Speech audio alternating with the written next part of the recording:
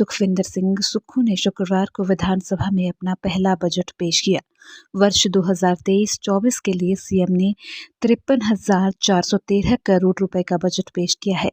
CM ने हिमाचल को green state बनाने का ऐलान करते हुए कई घोषणाएं की हैं। शिमला के पास जाठिया देवी में नया शहर बसाने का ऐलान करते हुए बजट में इसकी डीपीआर बनाने के लिए 1,373 करोड़ रुपए दिए गए।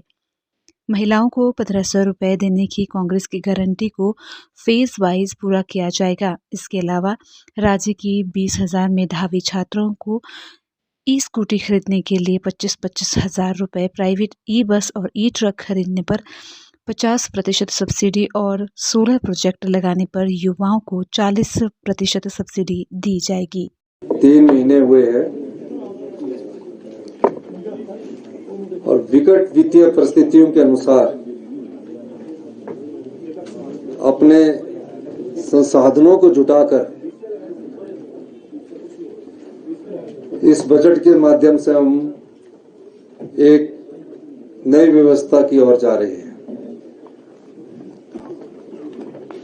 ऐसी व्यवस्था जहां प्राकृतिक सौंदर्य भरपूर हो, जहां हमारी जलवायु स्वच्छ रहे, उस दृष्टिकोण से हमने इस बजट का प्रारूप तैयार किया है। मेरा ये मानना है बजट एक महज दस्तावेज नहीं होना चाहिए और हमने 2026 तक हिमाचल प्रदेश को ग्रीन स्टेट के रूप में विकसित करने का संकल्प लिया है। इसीलिए इस बजट में जो परंपरागत हमारी जो गाड़ियां हैं जो हम बदलना चाह रहे हैं और इलेक्ट्रिकल व्हीकल की तरफ जाना चाह रहे हैं,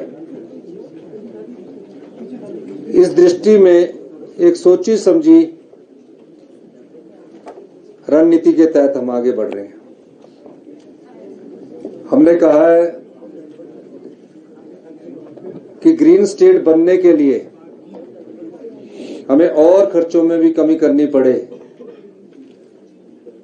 तो हम और खर्चों में भी हम कमी करेंगे। और सबसे बड़ा बदलाव हमने इसको रोजगार के साथ जोड़ा है, क्योंकि बजट में कुछ चीजें ऐसी है जिसको मैं अभी विवरण विस्तृत आपको यहां दे सकता हूं। हमने कहा कि 250 किलोवाट से लेकर 1 मेगावाट के जितने भी सोलर पावर प्रोजेक्ट्स लगेंगे उस पर हमारी सरकार 40% की सब्सिडी देगी।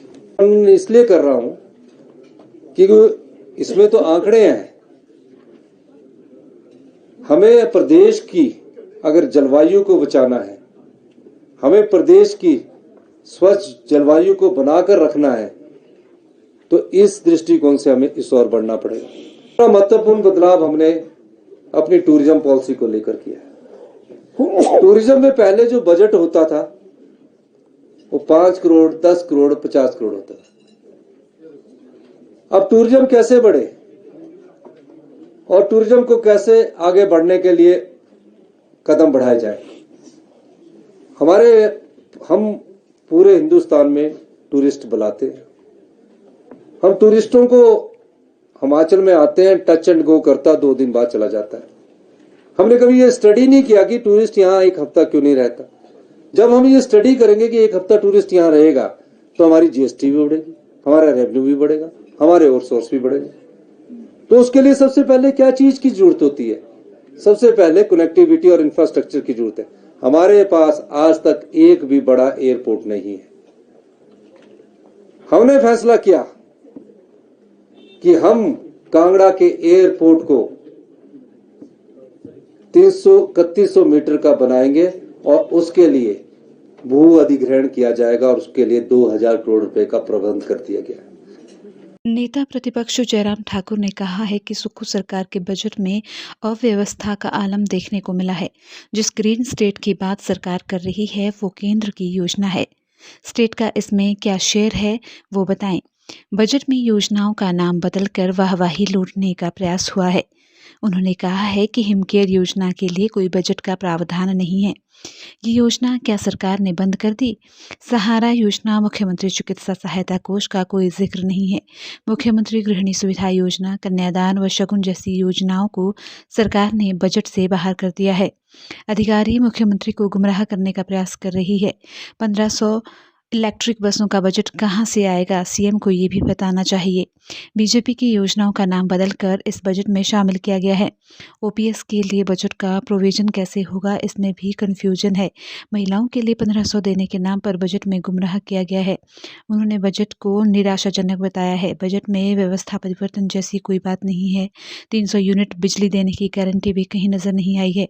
उन्होंने एक्साइज पॉलिसी पर भी सवाल खड़े किए हैं और इसमें आगे चलकर बड़े ग्रीन एनर्जी की बात की गई, इलेक्ट्रिक व्हीकल की बात की गई, जिस पर बहुत बड़ा शोर डाला जा रहा है। इस सारे मामले को लेकर के मैं बड़ा स्पष्ट कहना चाह रहा हूं,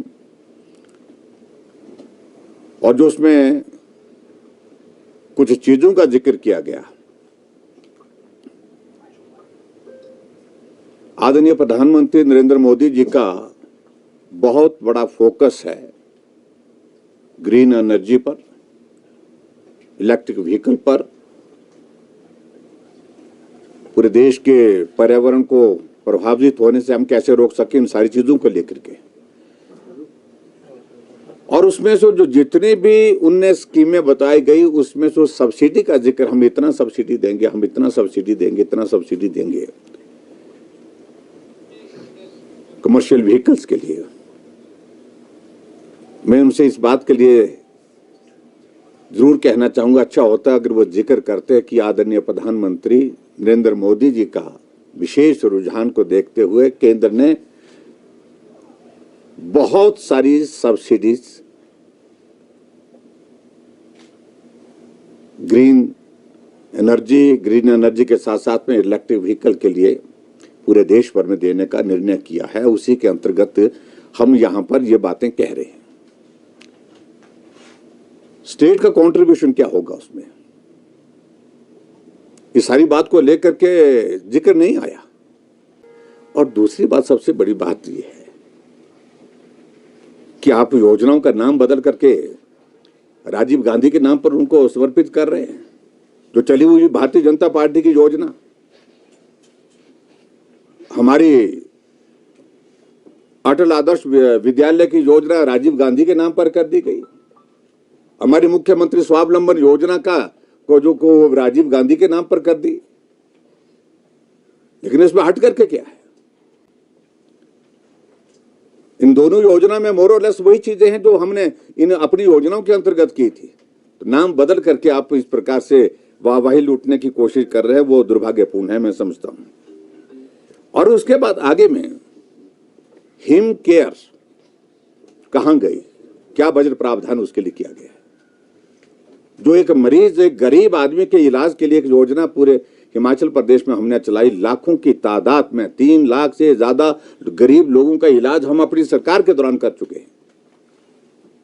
उस योजना का पैसा जाना बंद कर दिया, देना बंद कर दिया। और मुझे इस बात को लेकर के दुख है कि जब विधानसभा के अंदर यहां पूछा गया तो सेक्रेटरी हेल्थ ने मिसगाइड किया चीफ मिनिस्टर को, और चीफ मिनिस्टर ने कहा कि पैसा जा चुका, जबकि हमने पता, फैक्चुअल पोजीशन है कि हिम केयर का पैसा नहीं गया है। उसके बारे में आपका क्या कहना है? उसका क्या आपने हिम केयर क्या योजना बंद कर दी क्या? यह प्रश्न है मुख्यमंत्री से। मुख्यमंत्री कन्यादान योजना क्या हुआ उसका? क्या ये योजना बंद कर दी? हम उसमें 5100 रुपए दे रहे थे, 51,000 रुपए उसमें दे रहे थे। उस योजना का जिक्र ही कहीं नहीं है, कोई वो योजना कहीं पर है क्या? और एक्साइज पर मुझे पर्टिकुलरली एक बात जरूर कहनी है, एक्साइज के मामले को लेकर के जो उनने बात कही है, ये बहुत बड़ा स्कैम निकलेगा, मैं बता दूंगा। इन्हें जो सर्कल है इतने बड़े बना दिए और जो छोटे लोग हैं वो सब बाहर कर दिए, क्योंकि बड़े लोगों के देने की क्षमता ज्यादा है। और जो इंक्रीज बता रहे हैं व्यवहारिक रूप से, क्या वो बड़े लोग जो रेवेन्यू आएगा उसको देंगे क्या? और यही मैं पूछना चाह रहा हूं कि वीरभद्र सिंह की सरकार 2012 से 2017 तक रही, मोर देन 100 करोड़ रुपए यही बड़े लोग खा करके चले गए थे। और बीवरेज कॉर्पोरेशन फिर उसके बाद बहुत सारी चीजें हैं, उसी तरह से लगभग उसी पैटर्न पर ये करने की कोशिश कर रहे हैं। और उसमें वो बहुत बड़ा एक विषय था। और ऐसे में अभी भी इसमें भी यही है।